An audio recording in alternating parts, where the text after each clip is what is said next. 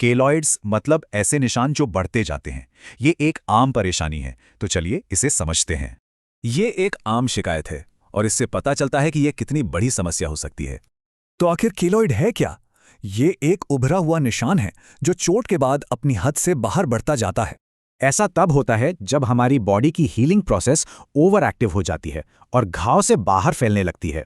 इसकी पहचान है कि ये छूने में सख्त और रबर जैसा होता है, साथ ही इसमें खुजली या दर्द भी होता है। पर केलॉइड और हाइपरट्रॉफिक स्कार में एक बड़ा फर्क है जिसे समझना जरूरी है।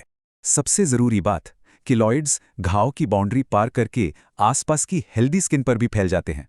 तो फिर इसका डायग्नोसिस कैसे होता है? चलिए देखते हैं। ज्यादातर मामलों में डॉक्टर इसे सिर्फ देखकर और चोट की हिस्ट्री जानकर ही पहचान लेते हैं। बायोप्सी यानी स्किन टेस्ट की जरूरत बहुत ही रेयर केस में पड़ती है। अब बात करते हैं इलाज की, तो जान लीजिए कि खाने वाली दवाएं इस पर ज्यादातर काम नहीं करती।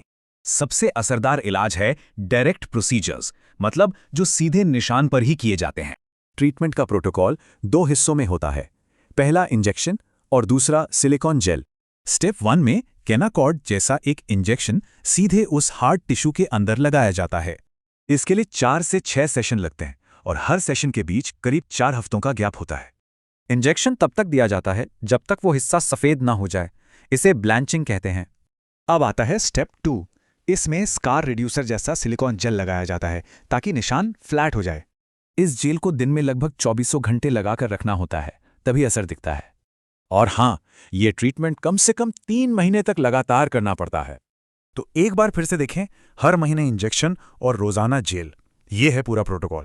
मतलब साफ है, अगर सब्र और कंसिस्टेंसी रखी जाए तो केलॉइड्स को अच्छे से मैनेज किया जा सकता है।